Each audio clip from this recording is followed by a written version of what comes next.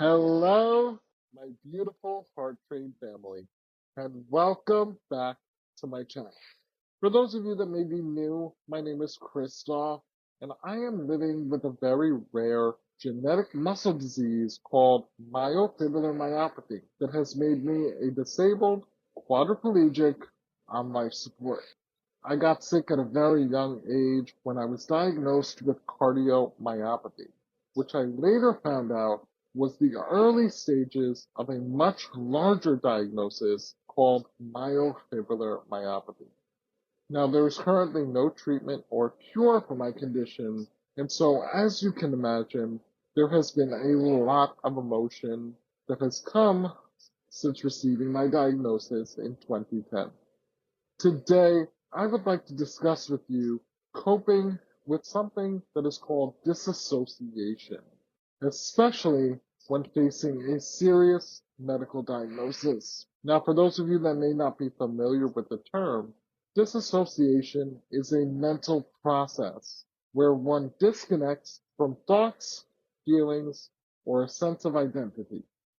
Disassociating is a common response, especially when dealing with trauma or overwhelming situations like receiving a serious diagnosis. Receiving a life-altering diagnosis can make you feel like you've stepped into a different world, one where everything that you once took for granted feels so distant. It's perfectly normal for you to feel like everything outside of you doesn't exist. Even if somebody is talking to you in that moment, it's almost like they are a muffled whisper in the distance. You don't process or take in a word that they're saying. You are strictly locked in the thought that your life may never look the same again, that you're now going to have to give up so many things that you love and adore, and also that now you will have to adjust and make changes, not just to your physical, but your emotional and spiritual well-being as well. It's completely normal to feel like you're watching yourself outside of your own body in that moment, almost like you're in a fog. This is our mind's way of protecting us from overwhelming emotions, almost like hitting a pause button on reality. Disassociating is completely normal in those circumstances. And I promise you, if you talk to loved ones, you'll find out that more people experience it than you realize. Trust me, you have nothing to worry about. There are, of course, certain signs to look out for to help you understand if this is what is happening to you in that moment. Things like feeling disconnected from reality, memory gaps, emotional numbness, or a sense of detachment. It's important that you're able to recognize these feelings, but also to give yourself some grace and allow yourself to process those various emotions without any judgment. Now, when I say process, I mean allow those feelings to come up without trying to push them away or numb them with vices or replacing them with other dangerous habits. Allow yourself to sit with those feelings no matter how uncomfortable they may be. Because the sooner you allow yourself to face it, the sooner you will allow yourself to start the healing process, which will ultimately lead to peace. Getting initial news, such as a serious diagnosis or anything traumatic, can leave you feeling very hopeless, scared, and sometimes angry initially. And so, what can we do in those moments to help us get through it? Well, I suggest trying introducing something that's called grounding. Introducing different grounding techniques can really help with managing disassociation. One particular grounding technique that I like to use is the 5-4-3-2-1 exercise. Try to identify 5 things that you can see, 4 things that you can touch, 3 things that you can hear, 2 things that you can smell, and 1 thing that you can taste.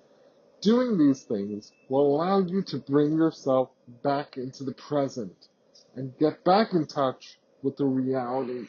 Not only will it allow you to step back into your own body, but it will allow you to connect with your diagnosis in a way that you don't feel as fearful. Another really good grounding technique is deep breathing exercises. Now, this one people take for granted because it seems so simple.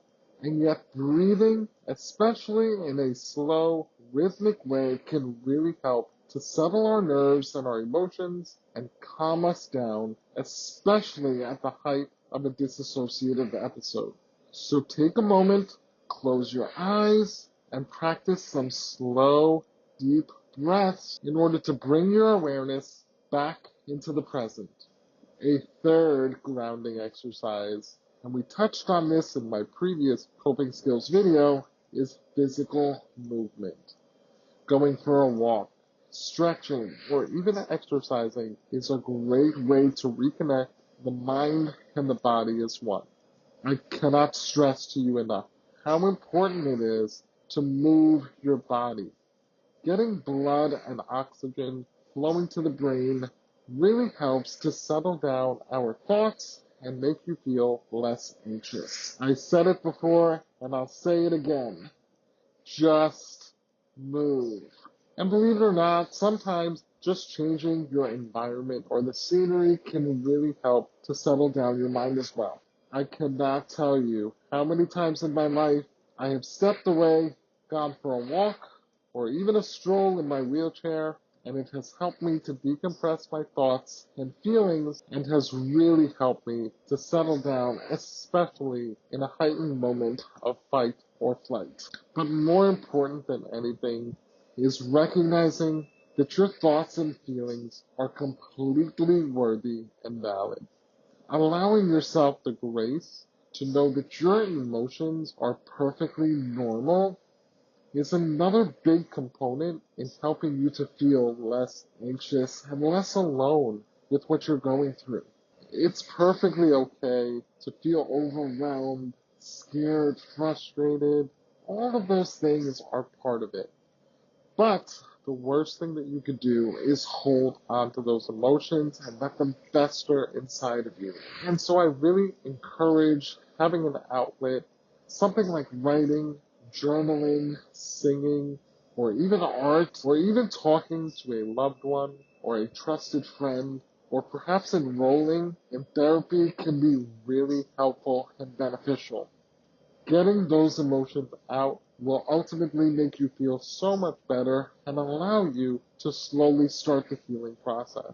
I can't tell you how many times I felt so overwhelmed and I had all of these different thoughts and emotions running through my head.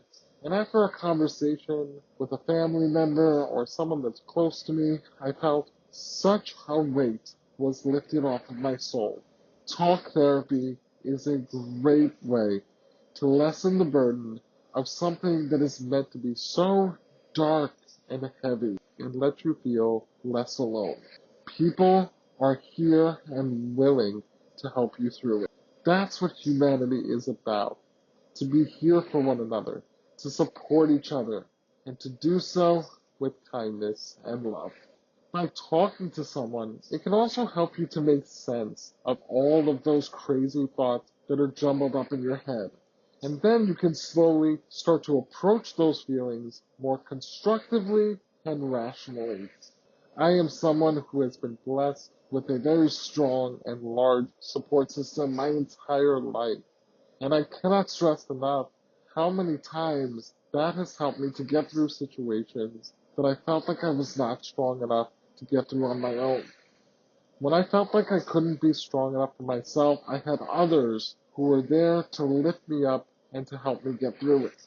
Thankfully, there were so many moments in the hospital when I was not left alone, or I had somebody there to turn to help me to take my mind off of things, to distract me, or to make me laugh and feel a little bit more lighthearted and like life was still worth living for.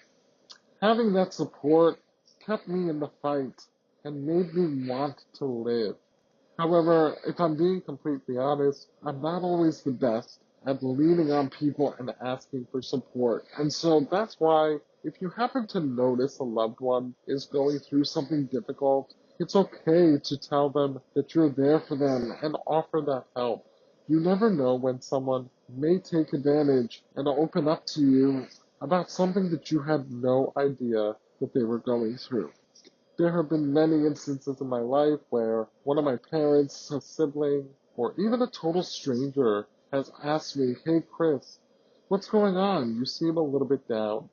And that question alone allowed me to feel comfortable enough to share and open up about things that were really troubling me.